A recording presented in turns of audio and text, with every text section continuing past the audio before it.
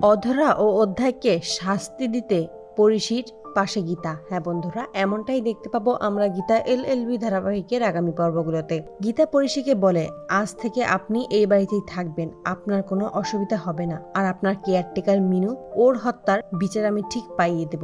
আর যারা যারা ওর খুনের পেছনে জড়িত সকলকে আমি কাঠগড়ায় দাঁড় করাবো, সকলকে শাস্তির ব্যবস্থা করব। পরিশি কাঁদতে কাঁদতে বলে, আমার সাথেই কেন এমন হয় বলতে পারেন? আমি সবকিছু হারিয়ে আজ নিঃস্ব। একটা অ্যাক্সিডেন্টে বাবা মাকে হারালাম, নিজের চোখেরও দৃষ্টি হারালাম, ভালোবাসার মানুষটাকেও হারালাম। যে নিঃস্বার্থভাবে আমার পাশে ছিল তাকেও হারিয়ে ফেলেছি। যে মেয়েটা নিজের স্বার্থের কথা চিন্তা না করে আমার পাশে থেকেছে, আমার কথা ভেবেছে, আমার হয়ে পুরো দুনিয়াটা দেখেছে, তাকেই ওরা খুন করে ফেললো। গীতা তখন বলে, আপনার কাকে কাকে সন্দেহ হয়? পরিশি তখন বলে, ওই অধ্যায় সিনহা আর তার বড় বোন অধরা সিনহা, ওরা মিলেই আমার কেয়ারটেকার মিনুকে খুন করেছে। গীতা তখন পঙ্কজকে সবকিছুই বলে আর বলে সকলের উপর যেন নজর রাখে, তাহলে আসল সত্যি জানা যাবে কারা কারা জড়িত এই খুনের পেছনে। পরিশি বলতে থাকে বারবার, আমার জন্য আপনার অসুবিধা হবে তাই না? কিন্তু গীতা পরিশিকে আশ্বাস দিয়ে বলে, আপনার জন্য আমাদের কোনো সমস্যাই হবে না, আপনি এখানে নিজের মতো করে থাকতে পারেন, আপনার যতদিন ইচ্ছে।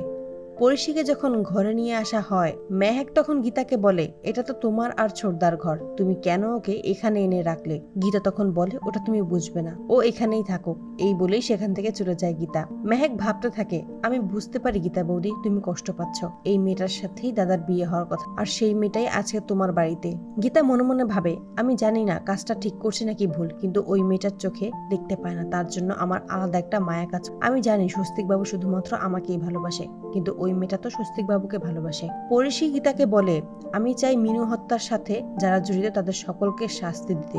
গীতা তখন পরিশিকে আশ্বাস দিয়ে বলে, আসল যে অপরাধী ঠিক শাস্তি দেবে, অপরাধীরা আর পার পাবে না। পরিশি তখন বলে, আপনি আমার জন্য এত করছেন, আপনাকে কিভাবে আমি এই ঋণ শোধ করবো আমি জানি না। গীতা তখন বলে, আপনার কিছুই করতে হবে না। আর গীতা পরিশিকে কথা দেয়, অধ্যায় ও অধরা ওদের দুজনকেই শাস্তি দেবে, আর ওদের দুজনকে শাস্তি দিতে পরিশির পাশে থাকবে। তো বন্ধুরা, তোমরা এটা তো চাও যেন অধরা ও অধ্যায়কে শাস্তি দিতে পরিশির পাশে থাকে গীতা? কমেন্টে জানাও। আর নিয়মিত আপডেট পেতে আমাদের চ্যানেলটি এখনই সাবস্ক্রাইব করে পাশে থাকো। ধন্যবাদ।